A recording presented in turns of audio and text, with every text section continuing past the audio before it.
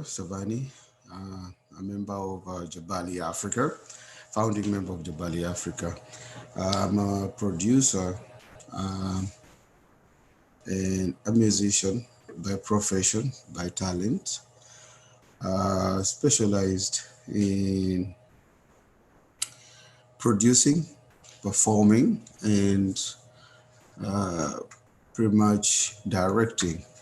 I did choreographies, music and dance choreographies way back. And once in a while, I do productions, play productions. Um, Music is very personal and dear to me. I am a personal, uh, I prefer and consider myself pretty much a musician for life. But also, I do production and directing. Um, it can be a little challenging when you're doing music production, and it can either kill or, you know, produce and magnify, or rather promote your product. Because when it comes to producing music, is different than just you having a talent. um, we have people who have good, very good talents and very good instruments, to date. But when it comes to their production, it matters a lot, because you'll be able to see, their full potential when it's all merged up in one place. So mixing and mastering is pretty much what that does. It actually puts the product together and puts it in front of your audience. Many people, through my experience, I've seen they've had their product, good talent, they have the right instruments. But when it comes to their corporate industry,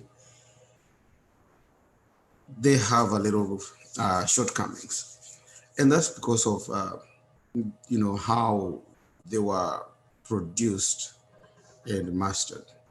So we'll get to it now. Mixing. Um, when you're doing mixing, you have to make sure you have your product right. Um, you cannot you cannot uh, go wrong when it comes to producing. You have to have the right mix, because what the electronics and the IT, the digital industry will do is they're just gonna magnify your product. So you have to know how, your product looks and sounds before you go to the next levels. When I do my mix, when I do my mix, I try very much to make sure that I have, you know, different levels, but it has to be near perfect, because if you have your mix,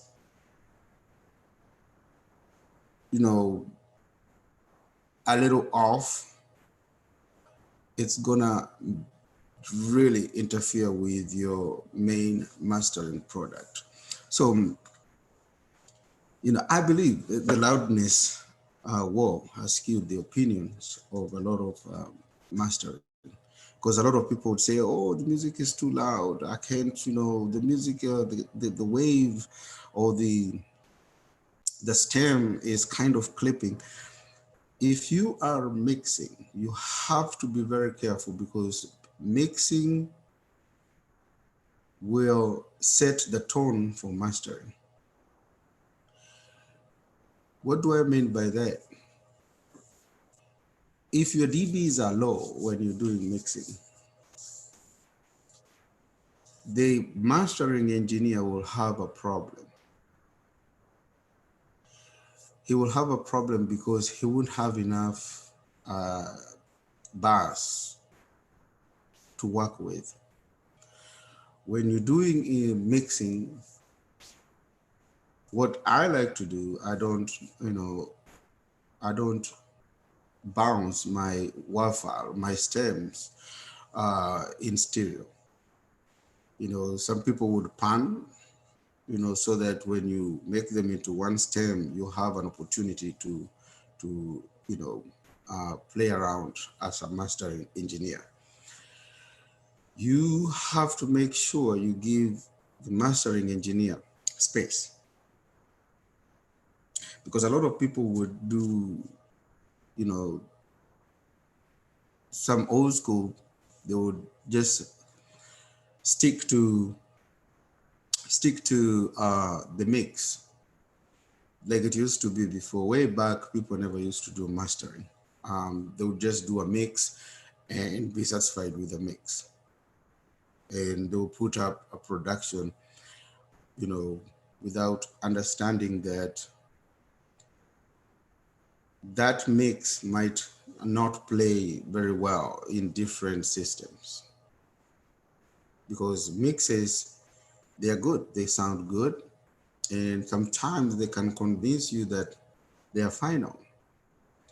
You have to make sure that you have the right mix and you are satisfied with it. Now, fast forward, today we have a lot of digital programs. When you're doing mixing today, you have to understand your program. There's a lot of programs out there, Pro Tools, Logic, Rock. There's a lot of all this digital software. When you're doing mixing, and you have to understand your software, you have to understand it, because if you don't, you might end up having a lot of negative effects on your final product. A lot of people, don't understand their program. You have to understand your program. If you have to work with a program, you need to know the program, because that's like an instrument again. It's like an instrument. You have to understand it. You have to make sure that you know the wrongs, the shortcuts to it. You can,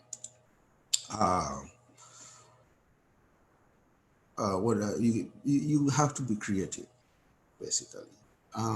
If you are not familiar with it, I've seen people losing their whole project because they didn't understand their software. And that's the times we're living in now, because once you do a mix, you are setting it up for mastering. If you lose your mix, you're doomed when it comes to mastering. You have to understand your audience. So I would advise you, even though some people do it differently, I always have all my mixes saved, and I try as much as possible to save them, because if I end up losing some of it, I can always go back to my single stems, and again dump them again into the main mixing file. So it is imperative that you understand your program. because that will affect your final product. Now, how do you use, you know, the mix bus? The mix bus, a lot of people call it mix bus limiter. Um, you know, some have different, names for it, but the mix bus limiter is pretty much the first step to mastering, and it gives you the dynamic range compressions on a mix. So you have to ensure that the amplitude of the signal is not too high. What do they mean by that? When you're doing the bars, you have to make sure you at least have it click a little bit so that it gives room for mastering. You have to let it a little bit click, and I normally, make sure, it's not too low, because if it is too low, then if I'm gonna do mastering, it's not gonna give me room. You know, it's not gonna give me room if it is too low. I need to make sure that it clips a little bit so that it gives me room. And it's very common for a mastering engineer, to use a limiter as a part of the process in order to prevent multiple, stages of limiting. It's always best to, for the mixing engineer to avoid, bouncing signals, you know, during the mixing stage. You can, if you do bouncing, it's gonna affect the mastering level. So in other words, leave the limiting, to the mastering engineer. Don't do it in the mix, because a lot of people, like I said earlier, they tend to do that in the mix and then forget that they're supposed to be, you know, leaving some room for the mastering engineer. Now, with that said, it's a good idea to monitor your mixer, your mixing through a limiter as part of the mixing process.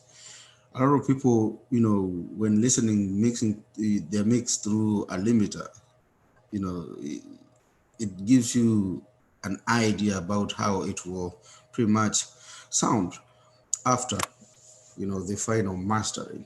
Sometimes this may expose things that need to be changed in the mix.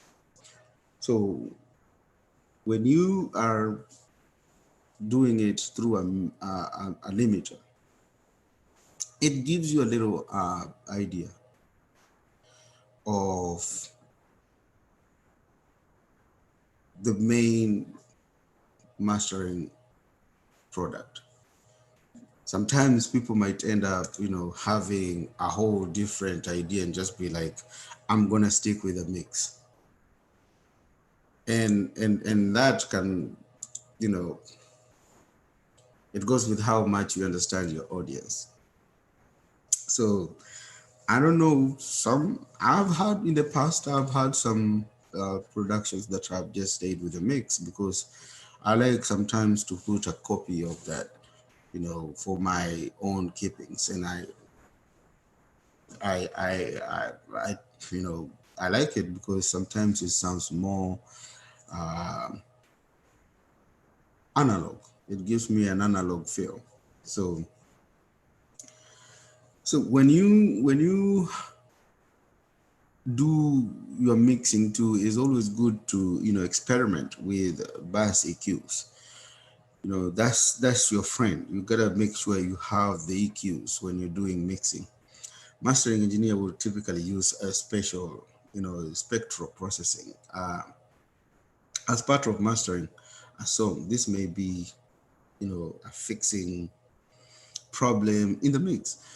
Sometimes you find maybe the drum, the hi-hat was a little bit off.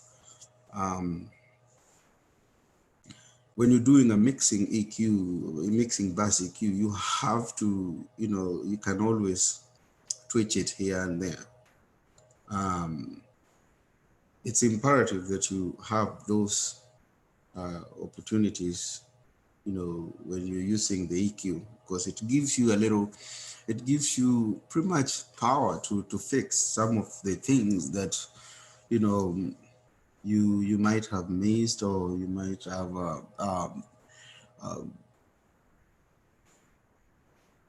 maybe put too much in. The levels. A mixed bass EQ can change the overall tone um, of a song from a very dark to a very bright, you know, vice versa. It can be a very bright to a very dark um, levels, which most mastering engineers anticipate that the overall tone of the song has been intentionally determined during the recording and mixing process. So what that means is when you're mastering, you can actually change a tone. If the vocals were too bright, you can always try to darken them a little bit, and vice versa.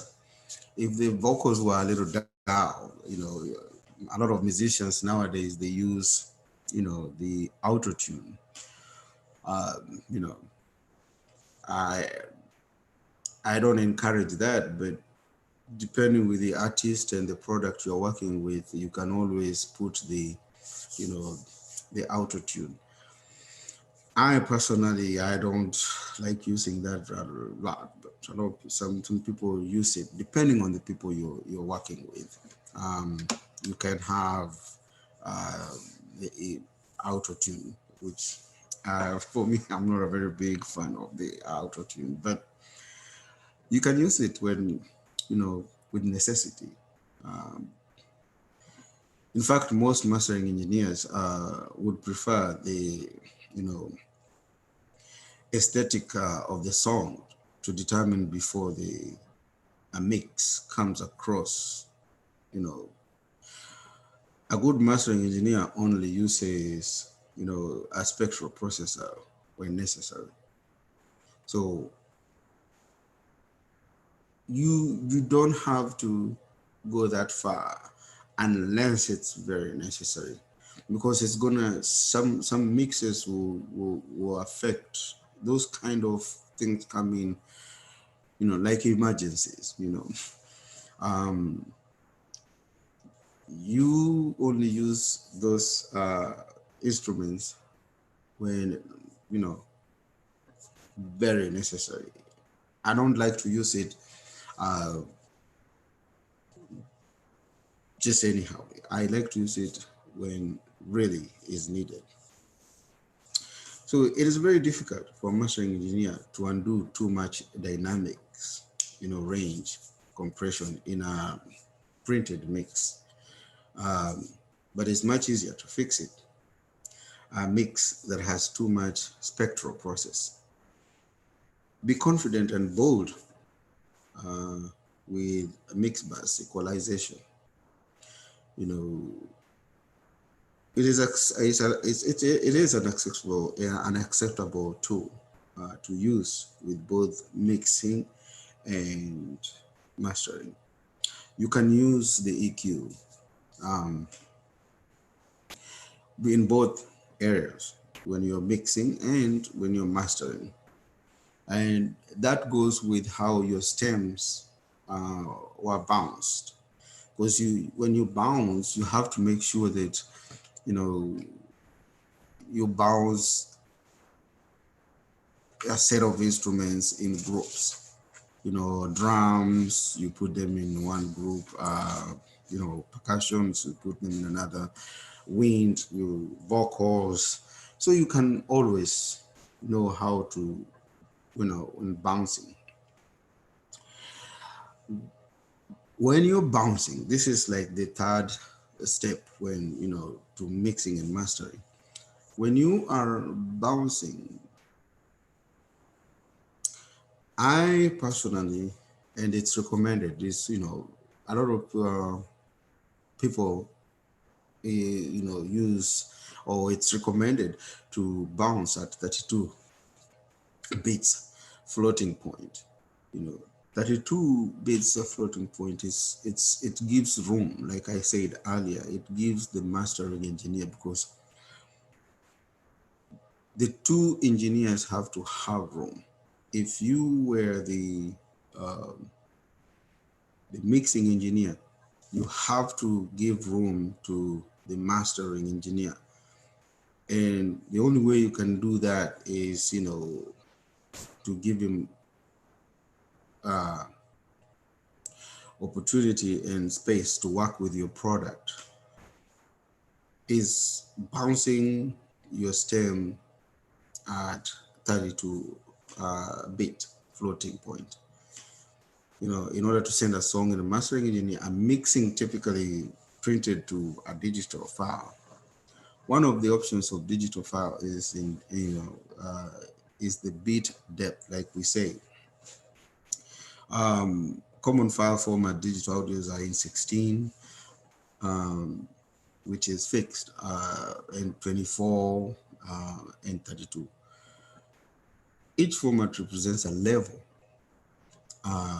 of numerical resolutions and positions. Analog signals are typically converted samples to digital at 16 or 24 bits. However,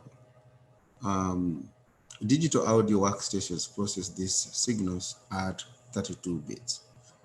Therefore, both mixing engineers and mastering engineer typically work with 32. Like I say, 32 is it's a it gives me as a mastering engineer, because if you're using two different engineers, you have to be very careful, and be very specific in detail as to what and how you bounced your stems. If you print your final mix at 16 or 24 bit, then you are down converting the signal to a lower resolution, only to have the mastering engineer DAW, DAW, up convert the signal back to 32. So it's like you're going back and forth, and that will, both as an artist, will cost you money, because studio time is higher time. You have to make sure you have the opportunity to utilize your time and money. Studio is becoming expensive. Some of us, go to the studio, or some musicians go to the studio unprepared, and that makes the whole sequence just a big mess, because you start going back to the artist and the engineer. If I don't have an instrument that I feel it needs to be corrected, I'll have to call you back to the studio. That costs you money as a musician. As an engineer, it's another time again to put in, or wasted to go back again, because you go back to recording, and then back to mixing, and then back to mastering. So you want to be prepared, or as an artist and as an engineer, you need to make sure before you do anything to your product, you have the right levels, because it will give you creativity. Mastering it's also a talent. A lot of people don't understand that. What do I mean by a talent? You have to have an ear, or you have to have a good ear, of listening to your product. For me, it makes it easy for me to do my thing because I have a background in choir. I played and sang choir for many years in a lot of choirs in Kenya. I sang with different bands, from both modern to traditional, the Nyakenywas from the village to the Mushrooms band, 5 piece to big band, 10, 15 band. So I know, or I have had the opportunity to experience all these levels. It gives me a lot of creativity as a mastering engineer. I have an opportunity to listen to the stems when they are bounced to me. And I can tell you right away if I can work with stems that are bounced to me and alternative mixes. So what I normally like to do when I'm mastering, I like the artist himself or the owner of the product to be there, so I can work with them. I also want to know what they're seeing, their vision of their product.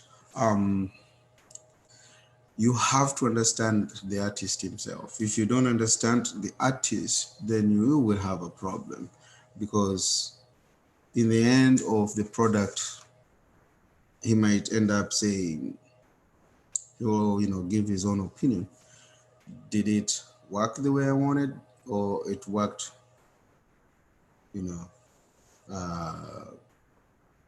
negatively? Did I waste my money, or was it a good investment or a bad investment?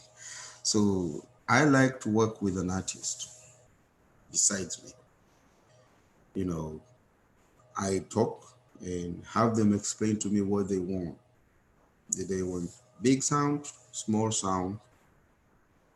Do they want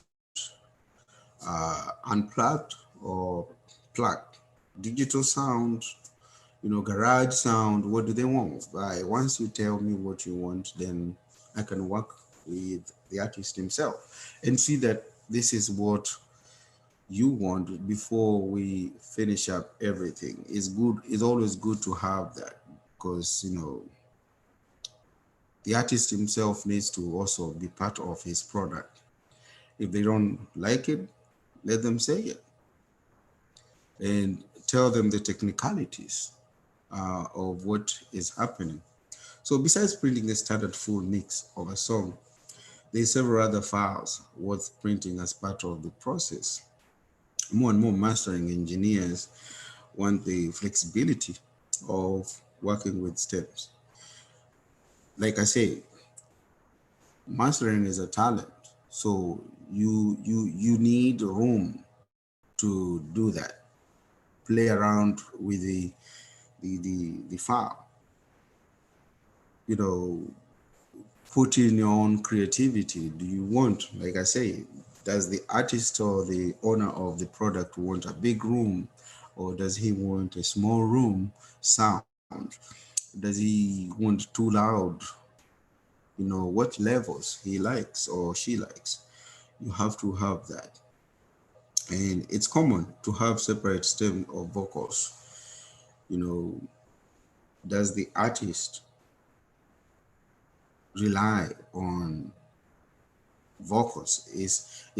Are those his strongholds? Are you powerful on guitar? Do you want more guitar? People like Lady Smith Black Mambazo from South Africa, they are known for vocals. When I'm mastering such a group, I need to understand that. I need to understand that they are a vocal group. So most of my work will be, do I understand as a mixing engineer and a mastering engineer, do I understand that they are a vocal group? And if so, how much of that do they want in this product? I'm not going to focus on too much on instrumentation. And if so, then I have to know that this group is a vocal group, or this group is a percussion group. Like my band, Jabali Afrika, we were known to be percussion and vocals. So when we are doing on most of our recordings, you literally hear the percussions, kind of separated, you know, very distinctive sound of percussion and um, vocals, because we are known for vocals, uh, very powerful vocals with the strings and wind instruments. There's a little bit of that, but not as much. But we focus on percussion because we are good on percussion and we're good on vocals. So when you listen to a lot of Jabali music, you will hear a lot of those aspects being pretty much displayed in the product, because we had to be the studio to do all that. you know when the producer or the mastering engineer asks us, what do you want more, we are like, we want uh, the vocals more bigger or thinner. I can't hear bass, I can't hear alto or tenor. We want to have all those aspects pulled up. So while you're in the process of printing, stems, it is good. It's a good idea to print alternative mixes. One example is a TV mix, uh, where the lead vocals are removed, but the BGVs are left in. You know, when you're mastering, you during the mixing, like I was saying earlier, you bounce different groups of instruments so that it gives you different mastering. Some people would want just instruments for karaoke. So you want to have opportunity to make just a karaoke file. You know, the instruments without the vocals. Uh, you want to make a TV mix, because again, that's going to be a different mix. Um, Broadcast, they want a 5 minute cut. What do you want to go on far? You have to, have those known uh, prior to even going to the final product. A group or a product has to tell you, this file I want it for, I'm making it for TV, or I'm making it for commercial use. Uh, you know, they have to be very specific. Another example is instrumentals. You gotta have the instrumentals. If you want to use just the instrumental files where all vocals are removed, and you somebody might go and say, I perform just different under different circumstances. You want to be able to perform without the whole band. You'll be glad that you spend the minute to print these alternative mixes, so that you don't have to worry about an artist producer calling you up several months later to have you create them again. So you're trying to avoid uh, the aftermath of an artist calling you later and like, hey, do you still have my files? I want you to make this file for me. to for TV in the mastering is always good to offer that, because in most cases some musicians are just starting, some they've been in the industry so they know, some would assume that you know. So I would make alternative mixes so that in case you call me later and be like, hey, Engineer Tsavani, I need to have instrumentals to my last recording, I would gladly send those to you immediately because I already have them saved. You know, you don't have to go through the hassle of, oh, I need to book a studio again. So in conclusion, to achieve the best final results, prepare a mix that is tailored and made for the mastering process. Your mastering engineer will pretty much thank you for it. A lot of people, don't prepare, and that's where a lot of conflict begins between, the clients and the engineers, because either one of you wasn't prepared. I've had people coming to me and like, oh, you should have known, to do a mix for me, instrumental. I'm like, you didn't tell me. It is very imperative to know those things that, you need to know. So with that said, I will welcome questions if anybody have any questions. So far, feel free to ask. If you want to reach me again through my email, you can contact the school. They always have my information to find out more. We can talk more. With that said, up to this level, feel free to give me, if you have any questions or any specific area you would want me to emphasize. Feel free to ask me any questions,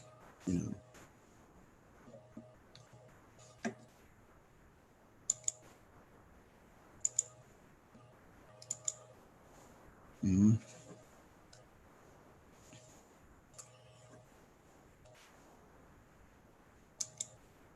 Any questions? Any questions? If you don't, then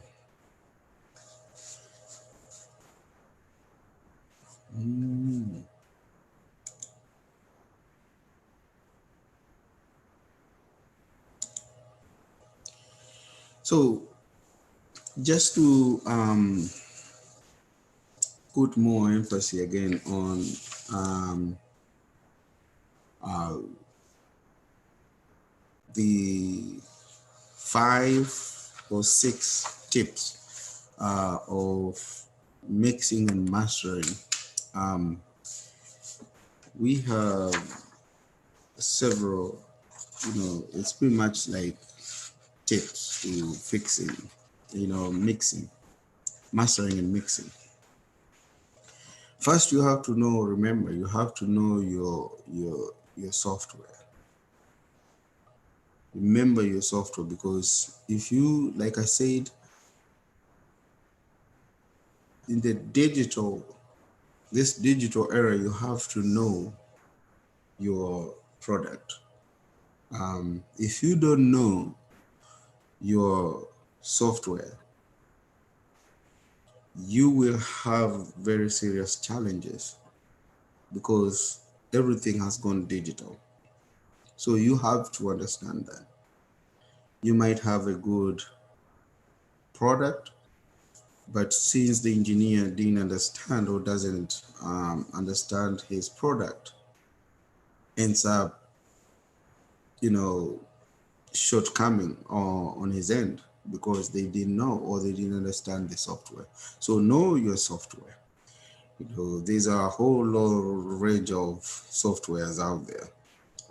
You just need to pick one, just like an instrument, and master it. You know it well, because that's the tool that you're gonna be having. Like I said, you are also an artist, and you have to know that as an engineer, you are an artist.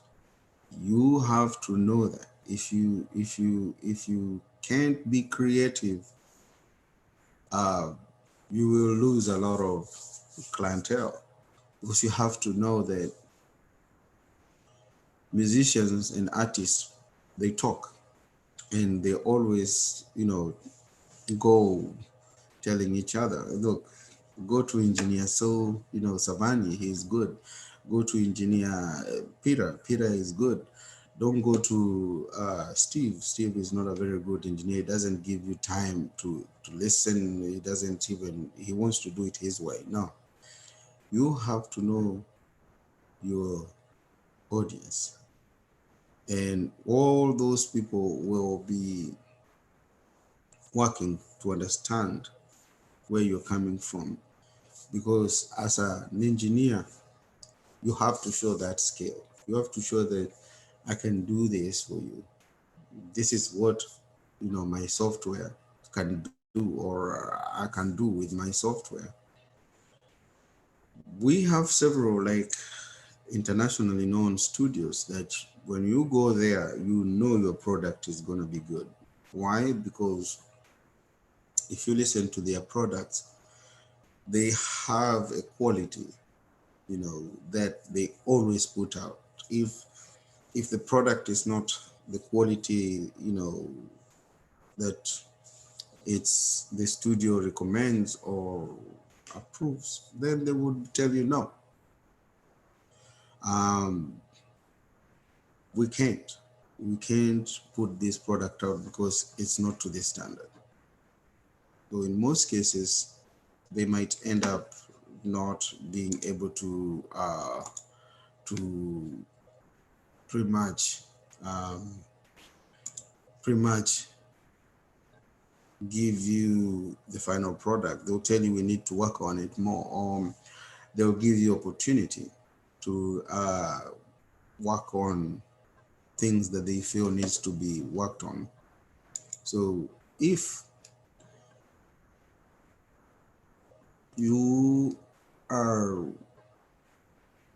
an engineer, you need to be able to understand your product. You need to be able to understand your software, so that you know where to play around with. You know, um, Experiment with the EQs. Remember, that's pretty much tip number 2. EQs. Use EQs when you're doing mix, because that's where you can only utilize those instruments or those effects. Some people don't like to call them effects, but the EQs will give you a good effect of what you want. And since they are all analog, so you can either up, down, different levels. You can always have different feels. So it's always good to use your EQs in mixing. Don't rarely do people use EQ. When you're using your EQs, it's good to listen when you use them in your bass limiter, okay, so that you see the clippings. If you can't see no clipping, if you just put them below the clipping, or rather, if what I like to do is I have them clip a little bit, because that will give me room when I'm doing mastering to bring them to the level that I want. the bus limiter needs to, that I listen through that, so that I don't have, distortions and some people, not understanding that it was through mastering. And I use smaller speakers. I don't, when I'm doing my mastering, I don't use the big boombox speakers. I would recommend you use smaller speakers, and then you alternate, you alternate, come from small to big. They are big, small, big. That way you can hear. You can hear them from the pocket radio to stadium, 10,000 watts sound. You can have those effects. Today, you can, there's different, like I say, different products that give you different rooms. So you can always play around with the rooms, orchestra, you want different stadium audience, outdoors, park, where all these are pretty much available with different programs. And that goes with how you know your product. When you're bouncing, remember you have to bounce, at 32 bits, floating point, 32 gig bit floating point. That is very important because, again, mastering will be more easier at that level. It's going to be easy for you on that level. You don't want to have, some instruments and some levels very low. You might end up having to re-record. You might end up having to record the whole thing because of just one instrument, or because of the drums, because of the saxophone. The way it was bounced, it's not giving you opportunity to play around. So always make sure you do it at 32 beats rather, so that it gives you, room. And with that said, if anybody has any questions, feel free to send me email, or if you have any questions now, you can feel free to, you know, uh, send me through email. We can always correspond. My contacts, the college or the institution has my information. They can always reach me anytime. We can always go further because it's a very wide range. I can give you some of the programs I use, or some of the tools I use in my mastering experience, because it's always good to know, some of the favorites that we use. If you, I would be very willing to share that with you. Um, Anytime the institution or the college needs me, they can always reach me to assist and make sure that, I can be of help. If there's no any other question, I'll let the admins, if they can let me know if any questions are sent to me. I will be, willing to help or assist you in any way. So, yeah.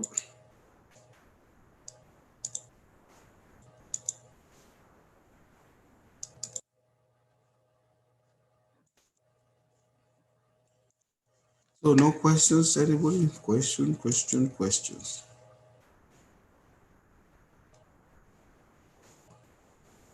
Um, Another thing, just to add on some of the things, the points that I had put earlier, is we as what do you have to make sure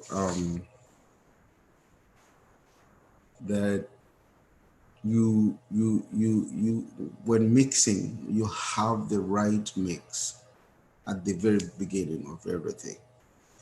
Like I said earlier, a lot of people forget that the microphone is just amplifying what the artist is doing.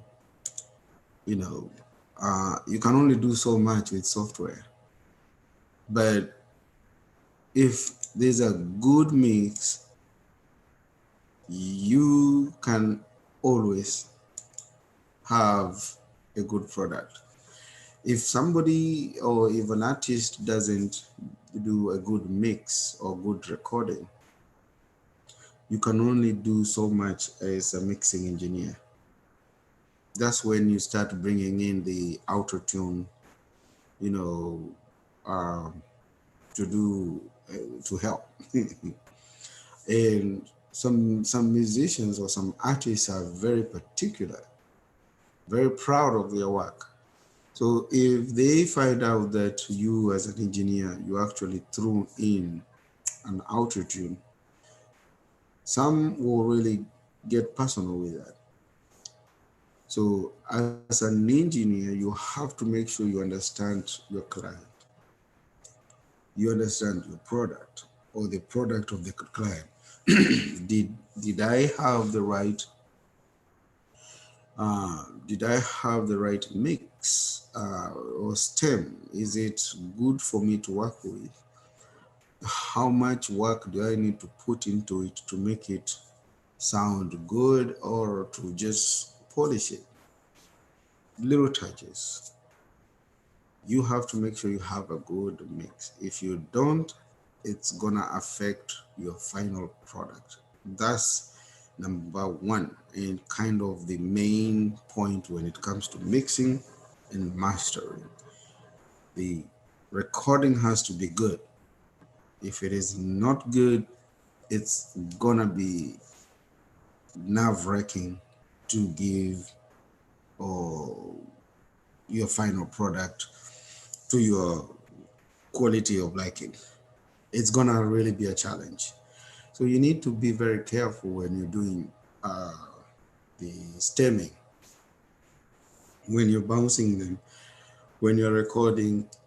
All those things need to be very careful so that you have a good product.